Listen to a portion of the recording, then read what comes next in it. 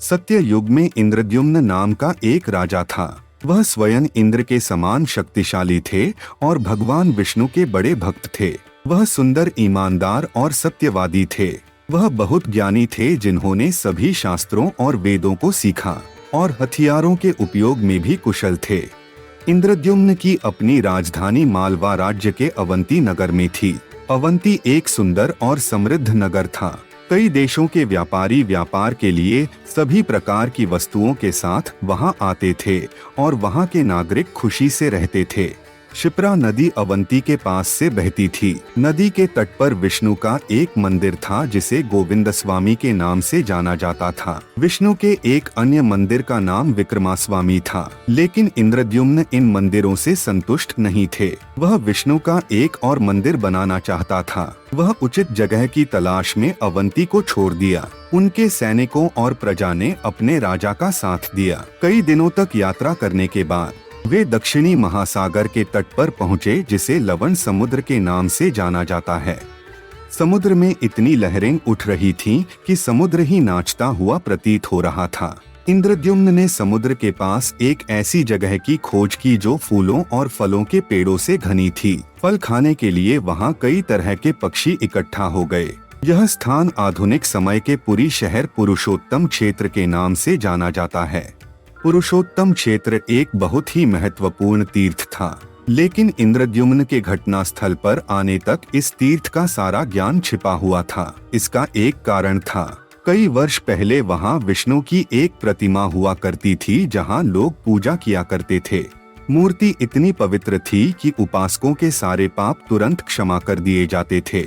परिणाम यह हुआ कि यम किसी भी पापी को दंड नहीं दे सके। वे लोग केवल विष्णु की छवि की प्रार्थना करते और यम के क्रोध से बच जाते। इसलिए यम ने विष्णु से समाधान के लिए प्रार्थना की। विष्णु ने छवि को रेत के नीचे छिपा दिया, ताकि किसी को पता न चले कि यह अस्तित्व में है। इंद्रद्युम्न को पुरुषोत्तम क्षेत्र पसंद आया। महानदी या चित्रपाला नदी बहुत दूर नहीं बहती थी। उस स्थान के आसपास रहने वाले लोग धार्मिक थे। उन्होंने फैसला किया कि विष्णु का मंदिर बनाने के लिए यह सही जगह थी। एक शुभ दिन पर आधारशिला का स्थापन हुआ। इंद्रद्युम्न फिर कलिंगा, उत्कल और कौशल के राजाओं के संपर्क में आया।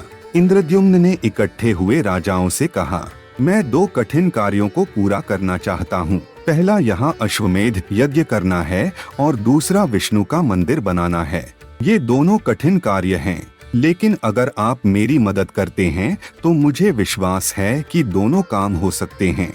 राजा मदद करने के लिए तैयार हो गए। उन्होंने रत्न, धन, सोना, वस्त्र, अनाज और अन्य वस्तुएं भेंट की। जिस स्थान पर यज्ञ होना था वह पूरी तरह से सोने से बना हुआ था। वास्तव में यज्ञ में प्रयुक्त होने वाली सभी वस्तुएं सोने की बनी हुई थीं। दुनिया भर से ब्राह्मण यज्ञ में भाग लेने आए थे। इंद्रद्युम्न ने जो यज्ञ किया था उसका प्रतिद्वंदी करने के लिए कभी कोई दूसरा यज्ञ नहीं हुआ। यज्ञ समाप्त होने और मंदिर बनने के बाद छवि का अधिक महत्वपूर्ण प्रश्न बना रहा, इसे कैसे बनाया जाए। इंद्रद्युम्न मार्गदर्शन के लिए विष्णु से प्रार्थना करने लगे। विष्णु स्वप्न में इंद्रद्युम्न के सामने प्रकट हुए और कहा, तुम इतने दुखी क्यों हो?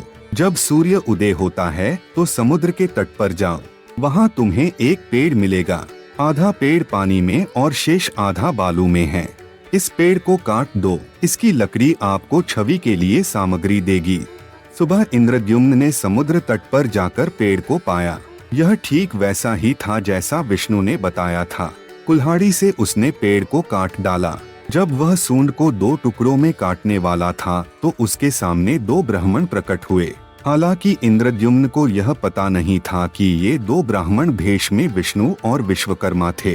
ब्राह्मणों ने कहा, राजा, आपने क्या किया है? आपने एकमात्र पेड़ काट दिया है जो समुद्र के किनारे था। मुझे क्षमा करें। इंद्रद्युम्न ने उत्तर दिया, मैं विष्णु की एक छवि बनाना चाहता था और विष्णु ने मुझे एक सपने में निर्देश दिया है कि यह वह पेड़ है जिससे छवि बनाई जानी चाहिए। यह एक उत्कृष्ट विचार है। ब्राह्मण ने कहा, जो विष्णु थे। विष्णु की प्रार्थना करने जैसा पवित्र कुछ भी नहीं है। मेरे साथी से मिलो। वह स्वयं महान विश्वकर्मा के समान ही कुशल है। यदि आप चाहें तो वह आपके लिए छवि का निर्माण करेंगे। राजा इंद्रद्युम्न सहमत हुए और विष्णु के निर्देश पर विश्वकर्मा ने छवि का निर्माण शुरू किया। उन्होंने 3 अलग अलग चित्र बनाए। पहला बलदेव या बलराम का था। यह पूरी तरह से सफेद रंग का था, आंखों को छोड़कर जो लाल थीं।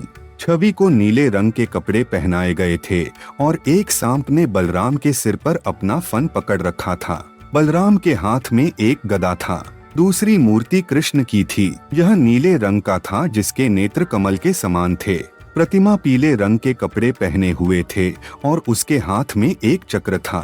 तीसरी छवि कृष्ण की बहन सुभद्रा की थी। यह छवि सुनहरे रंग की थी और सुंदर कपड़े पहने हुए थे। जब इंद्रद्युम्न को पता चला कि छवियां मिनटों में बन गई हैं, तो वह चौंक गए। उन्होंने महसूस किया कि ये 2 ब्राह्मण केवल नश्वर नहीं हैं।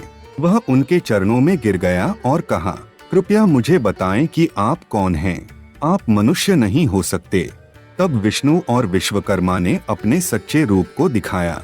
विष्णु ने राजा को आशीर्वाद दिया और उससे कहा कि वह 10,900 वर्षों तक शासन करेंगे और इंद्रद्युम्न के मरने के बाद भी स्वर्ग में उसके लिए एक जगह आरक्षित की जाएगी। एक शुभ दिन पर 3 छवियों को मंदिर में स्थापित किया गया। अगर आपको यह प्रस्तुति पसंद आई हो तो कृपया चैनल को सब्सक्राइब करना न भूलें और लाइक बटन दबाएं।